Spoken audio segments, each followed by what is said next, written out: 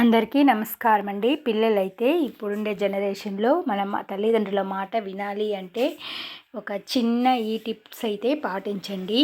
ఎందుకైతే నేను ఒక కథ చెప్తాను. ఆ కథ మూలంగా పిల్లల్ని ఎలా తీర్చిదిద్దాలో ప్రతి ఒక్కరూ ఆలోచించండి. ఒక ఊరిలో ఒక లక్ష్మి అనే అమ్మ ఉండేది. ఆమెకు 2 పిల్లలైతే ఉండేవాళ్ళు. ఆల్మోస్ట్ ప్రతి ఇంట్లో ఉండే స్టోరీయే అనుకోండి ఇది. ఎక్కువగా వాళ్ళైతే పిల్లలు ఫోన్ చూస్తూనే ఉంటారు, కానీ చదువు మీద శ్రద్ధ అనేది పెట్టేవాళ్ళు కాదు. ఒకరోజు ఆ అమ్మ ఏం కోపం వస్తుంది ఆ అమ్మకి. కోప్పడితే ఆలోచిస్తుంది బాగా. ఓపిక పట్టింది, అరవలేదు పిల్లల మీద. అందుకు బదులుగా పిల్లల్లో ఎలాగైనా మార్పు తీసుకురావాలని ఆలోచించింది. బాగా ఆలోచిస్తే ఏదో ఒక ఉపాయం అనేది వస్తుంది కదండి.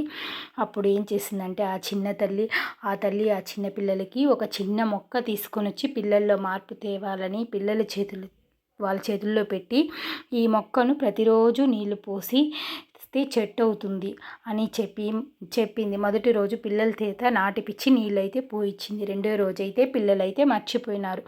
మరి వారం రోజుల్లో నీళ్ళు పోయిన దానివల్ల మొక్క అయితే ఎండిపోయింది.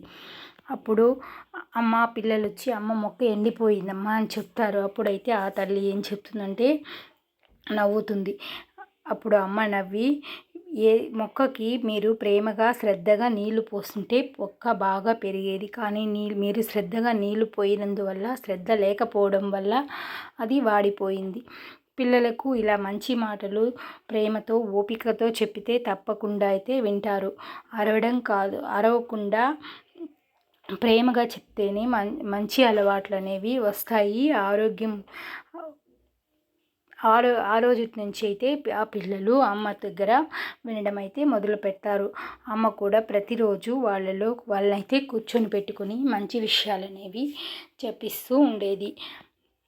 ప్రతిరోజు స్కూల్లో జరిగిన పాఠాలు విచారించేది. టీచర్స్తో ఎలా ఉన్నారు, ఎలా మీరు డే అంతా గడిపినారనేది అయితే ఆ తల్లి ప్రతిరోజు వాళ్ళని విచారిస్తూ, వాళ్ళకు మంచి మాటలు చెప్తూ, చిన్న చిన్న కథలు చెప్తూ వాళ్ళల్లో మార్పు అయితే తీసుకొని వచ్చింది. ఆ రోజు నుంచి పిల్లలు ఒక క్రమశిక్షణాబద్ధంలో పథకంలో వాళ్ళు బాగా ఉదయం లేచి చదువుకొని హెల్తీ అయిన ఫుడ్ తీసుకొని మంచి పిల్లలకైతే తల్లిదండ్రులు మనం ఇచ్చేదే కదండి పిల్లలు చెప్తారు. మొక్క అయినా మనం పెద్దలు చెప్తారు కదా, మొక్కై వంగంది మానై వంగదు అనేసి. చిన్నపిల్లల్లో ఇప్పుడు మనం మార్పు తీసుకొని వస్తేనే వాళ్ళు పెద్దవాళ్ళైనాక ఆ అలవాట్లు అనేవి కంపల్సరీగా వాళ్ళకనేది వస్తాయి. చిన్నప్పుడు లేని అలవాట్లు పెద్దయినాక మనం తీసుకురావడం చాలా కష్టమవుతుంది.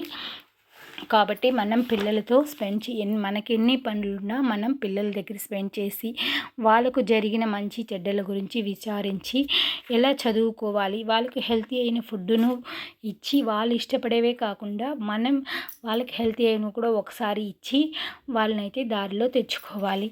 ఈ విధంగా అయితే పిల్లలు అప్పుడుగా మనం చెప్పిన మాట అయితే వింటూ ఉంటారు. ఇలా పిల్లల్ని ఉదయం లేచి రాత్రిపూట త్వరగా నిద్రపిచ్చి ఉదయం లేచి పిల్లల దగ్గర మనం కూడా 1 అవర్ ముందుగానే లేచి పిల్లల దగ్గర కూర్చొని చదువు పెడితే తప్పకుండా అయితే వాళ్ళు బాగా చదువుతారు, ఫస్ట్ ర్యాంక్ కూడా తెస్తారు.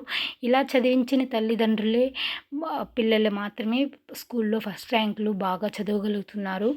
వాళ్ళ పని వాళ్ళు చూసుకుంటూ పిల్లల పాటుకు పిల్లల్ని వదిలేస్తూ ఉండేవాళ్ళ పిల్లలు ఎప్పుడూ వెనకబడి ఉండారు. నేను నా అనుభవంలో చూస్తున్నాను ఎంతోమందిని. ఈ విధంగా వాళ్ళ పిల్లల్ని పట్టించుకోకుండా వాళ్ళ పనులు మాత్రం చూసుకుంటూ ఉండే వాళ్ళకు ఫీజులు అయితే ఎక్కువ కడుతున్నారే కానీ, ఫీజులంతా కడుతున్నారు, వాళ్ళు అడిగిందంతా తీసిస్తున్నారే కానీ వాళ్ళు కూర్చొని వాళ్ళ దగ్గర చదువు పెట్టి కొంచెం ఓపిక లేనిది అందువల్లనే పిల్లలు అనేది వెనకబడుతున్నారని అయితే దీనికైతే అదే పెద్ద రీజన్ అయితే నేను చెప్తాను.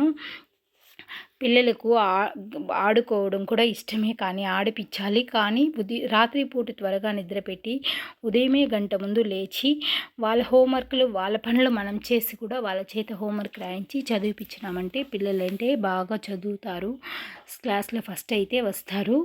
పిల్లలు భయంతో కాకుండా మనం ప్రేమతో చెప్పిన మాటలను అయితే ఎక్కువగా ఉంటారు. మనం భయంతో కొట్టడం తిట్టడం వల్ల వాళ్ళు ఎంత మాత్రం మార్పు రాదు. ఫస్ట్ పిల్లలు మారాలి అంటే మన మాట తీరైతే మార్చుకోవాలి. మన క్రమశిక్షణ కూడా మనం మార్చుకోవాలి. మనం ఉదయం పిల్లల కంటే ముందుగా లేవడం వల్ల, వాళ్ళని లేపడం వల్ల, కూర్చోబెట్టి చదివించడం వల్ల వాళ్ళకు కొన్ని రోజుల తర్వాత మనం చెప్పకపోయినా అదే అలవాటుతాయండి. నేను మా ఇంట్లో చేసిన పెద్ద సర్ప్రైజ్ అండి ఇది. నేను పని చేయకపోయినా, పిల్లల దగ్గర చేయకపోయినా, నేను పిల్లలకి లేసి చదువు చెప్పించడం వల్ల కొన్ని రోజుల తర్వాత వాళ్ళు అసలు నన్నే మర్చిపోయి వాళ్ళే చేసి చదువుకోవడం జరుగుతుంది. ఈ వీడియో నచ్చిందంటే లైక్ చేయండి, సబ్స్క్రైబ్ చేసుకోండి.